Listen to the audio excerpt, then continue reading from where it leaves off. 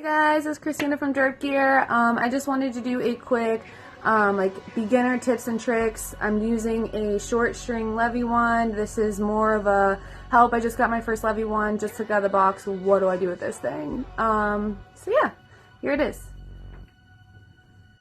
Okay, very basic, very first thing. Put your finger swivel on. I use my middle finger. You can use whatever finger is comfortable for you. I know some people use their pointers. If your ring finger is comfortable for you, use that. But I put it on my middle, and that's where I start. Second thing to notice, there is definitely a bottom and a top. If you got two different colored end caps, the black will usually be on the bottom and the white will be on the top. If you have the same colored end caps, there's a very easy way to tell. So you just hold the wand sideways, hold your finger up with the finger swivel on it, let it go. One side will fall down to the bottom, naturally gravitate down, that is the bottom for sure. If you try and spin it with the bottom up, it won't work. It will just eventually flip its way around. So definitely make sure the top is on the top and the bottom's on the bottom. Okay, so first thing to start is once you have your top and your bottom, you want to use your hand that doesn't have the swivel to kind of set it up. You can pull it up, down, kind of get a feel for it once it's set up. And the first thing you'll learn is making left and right circles. So basically to start, turn your hand in a circle one direction, you'll feel the wand kind of follow, and then you can just follow it with the palm. And then go the other way. Or set it back up again, make a circle the other direction, and just kind of that motion.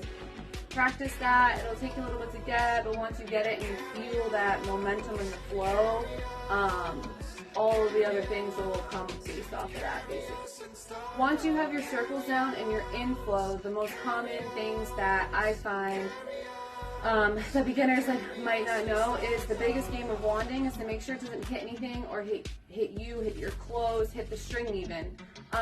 So a big thing I see is you're making your circle, and it hits your arm, or it just grazes the underside of your arm here and knocks off balance, and you're like, how'd that happen? You don't even realize. Or it hits the front of your pants or something like that. So that'll happen. Try and keep your hand low and be aware of your body and where the wand's flowing. Just make sure there's empty space for it to flow through, basically. Another big one for me is, I think a lot of people don't realize this and they're like, oh, my wand's off balance, it doesn't stay upright, you know, whatever. A, it's practice, and that's tough because you have to put time into practice. So A, it's practice.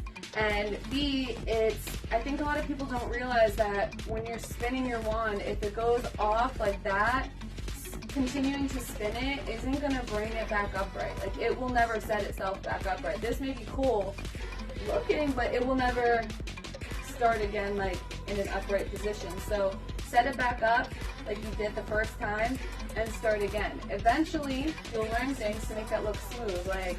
Oops, I knocked it off. You can palm spin, back upright, set it up, and then continue. So eventually you learn tricks to make that look smooth, but everyone knocks their wand on everything. Even the wind can knock it, and it goes wonky. But just know that you have to set it back upright before you continue. Or play with it that way. Play with it all wonky, whatever. But don't expect it to be like this once it goes off if you don't set it back up.